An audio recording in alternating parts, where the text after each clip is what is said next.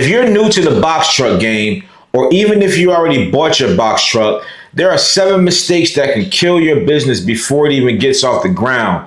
And the truth is, I made all 7 of those mistakes. So if you want to win in this game, sit tight, because I'm about to give you the play-by-play on 7 mistakes that you should avoid when you get into the box truck game. Now, once again, my name is Marcellus. I'm the owner of MBR Transportation, and I'm not some guru or guy reading off of Google. I'm actually in the field. I'm actually out there delivering freight. I'm paying the high insurance. I'm booking loads. I booked loads in the past when I was doing OTR. I even slept in my truck. I did that for a whole hour, and then I got me a hotel room. I don't know how you guys sleep in those trucks, but I tip my hat to you for those that do it. Now, my truck has broke down several times. I done hit trees, bridges, and, due to bad judgment on clearance, my truck's been peeled back like a sardine can. I've been winched out of ditches. I even backed into parked cars. I mean, you name it, and it probably happened to me. But, I brushed it off and I got back up and I kept it moving. Now, I built my box truck business from scratch, and I did it without a blueprint. So this video is the one I wish I had when I started. And here's the good thing. I turned all my mistakes into a free guide that you can download right now, but we'll talk more on that later. So for now, let's get into these 7 mistakes. Number 1 would be buying a truck without a plan. So let me say this loud and clear. Buying a truck does not mean you have a business. I repeat, buying a truck does not mean you have a business. That just means you're a guy with a truck and you're a driver. All right. Now, I see it every day. People get excited. They go drop $30,000, $40,000, $50,000 on the truck. And then they're like, okay, now what? Well, guess what? That was me. All right. I bought my first truck thinking loads will fall out the sky. I didn't have a niche. I didn't know if I wanted to do final mile, Amazon, or over the road. All right. I didn't even know how to get consistent freight. So there was a time where I just sat there with a truck, didn't have a real plan. I mean, I had a plan that I thought was right, but it wasn't. And the bills were always due. So before you spend your money on a truck, you should have a strategy, okay? Or some type of blueprint. Find you a mentor or talk to someone that knows about the lane that you want to get into. And even if you're still undecided about the lane that you want, just talk to someone that's in the trucking industry, pick their brain and, get an idea of what they're doing and just soak all that up. Now, you need to know your lane that you want to pursue. All right. Whether it's OTR, final mile, white glove, or moving. OK, you need to know your customers. You need to know your numbers, or you're just setting yourself up to fail. Now, mistake number 2 would be running without knowing your cost per mile. Now, this one right here almost took me out. All right. Like I said, this one right here almost took me out. All right. So when I was running over the road, I was booking loads that looked good, $800, $1,200, $2,000. I thought I was killing it. I mean, everyone was talking about if you book at or above $2 per mile, you're good. So that's all I look for. $2 a mile, $225, $250, I'll take it. All right. But then it added up. OK, the fuel, the tolls, the insurance, the maintenance, unexpected delays, truck note, personal bills. All right. And I realized I was really only making like $150 for 2 days of work. So if you don't know your cost per mile and you're guessing, if you're guessing in this game, you're going to go broke fast. All right. So you need to know your break even point, and you need to know what you need to make per mile to stay profitable. That's the difference between running a business and chasing your tail. Now, number 3, not treating it like a real business. OK, a box truck is not a hustle. It's a business. I'm going to repeat that for you. A box truck is not a hustle. It's a business. And if you treat it like a hustle, that's exactly how to treat you back. You see, when I started, I didn't separate my personal and business finances. I use my personal debit card for damn near everything. But when the business credit kicked in, the game changed. But we'll talk about that on another video. I didn't have a bookkeeping system. I didn't track my income, my expenses, nothing. I was just rolling. If the load was $2 a mile or more, man, book that load, all right?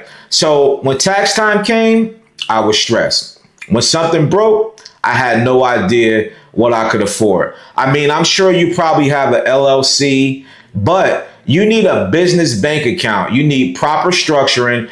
You need to treat it like a business, and it will start paying you like one. Number 4, skipping paperwork and compliance. Look, let me tell you what hurts. Getting shut down for a paperwork issue that could have been handled in 20 minutes. Whether it's a missed DOT inspection, expired insurance, no BOC3 filing. Most new drivers don't even know what these things are until it's too late, okay? Now, I've had friends get stopped and have to call a tow truck because they weren't compliant. Now, that's thousands of dollars down the drain for nothing. Now, compliance is not optional, all right? Know what you need to operate legally and safe. I mean, it's not sexy, but it's necessary, all right? And number 5, taking every load just to stay busy. This is the desperation phase. You're trying to keep the wheels turning. I get it. So you take whatever is available, but not every load is a good load, all right? Long deadhead, no backhaul. I did that, especially coming out of my neighbor state, Florida. I mean, oh my God. Florida is crazy. Stay out of Florida. All right. The rates are low, and sometimes you have bad shippers. I mean, I've done it. I've taken the just get me on the road loads, or the loads I need just to get some gas, just to get me back home. All right. I done did all that. Right. And guess what? I was more tired, more frustrated, and less profitable. You see, you don't make money just because your wheels are moving. You make money moving smart. Have standards, know your minimums, and don't run just to say you're running. Okay. Number 6, ignoring preventive maintenance. You ever been broke down on the side of the road, knowing that it could have been avoided? Well, I skipped the basic service once, and it ended up costing me $2,800 in repair bills. And that one breakdown, it wiped out an entire week of my income and sat me down for a few weeks because it happened during the pandemic times, and it was taking forever for my parts to come in. Plus, I still had to pay my insurance and truck note, still had bills to pay for my business and my personal bills, still had fuel to pay from the week prior to the breakdown. All right. Now, what you want to do is schedule your maintenance like your business depends on it, because it does. I mean, it's cheaper to maintain your truck than to repair it. All right. So stay on top of your maintenance. All right. Usually with box trucks, I mean, it depends on how you do it, but you can, do your PMs every 10, 15 or 20,000 miles. It all depends on how you're running your truck. All right. More than likely, you're going to need some tires, and you got to get those brakes checked. All right. Now, mistake number 7 is using personal credit instead of business credit. Woo.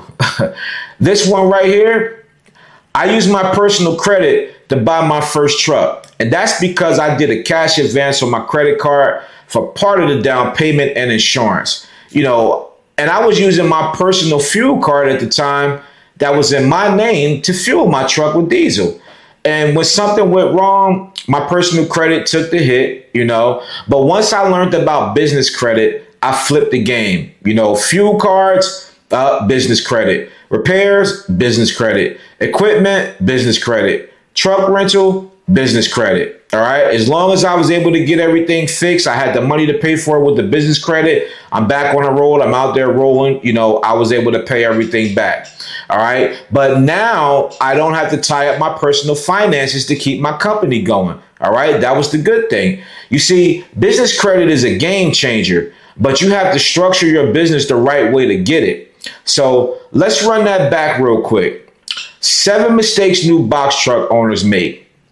Buying a truck with no plan, not knowing your cost per mile, treating it like a hustle, not a business, and ignoring compliance and paperwork. Taking every load just to stay busy and to say your wheels are turning, skipping preventive maintenance, using personal credit instead of building business credit. All right. Now, if you're still watching this video, I know you're serious, and that's why I want you to do two things right now. All right. One, I want you to grab the free guide that I'm offering you. All right. Because I broke all this down in a downloadable PDF, the 7 mistakes that box trucks owners make and how to avoid them. All right. It's the link in my bio for the webinar. Once you click that link, get set up with the webinar, then I'll send that straight to your inbox. All right. And number 2 is to watch the free webinar. Watch the webinar. If you want to learn how I built my box truck business from scratch and how I use business credit to fuel my operation, watch the free training I put together. All right.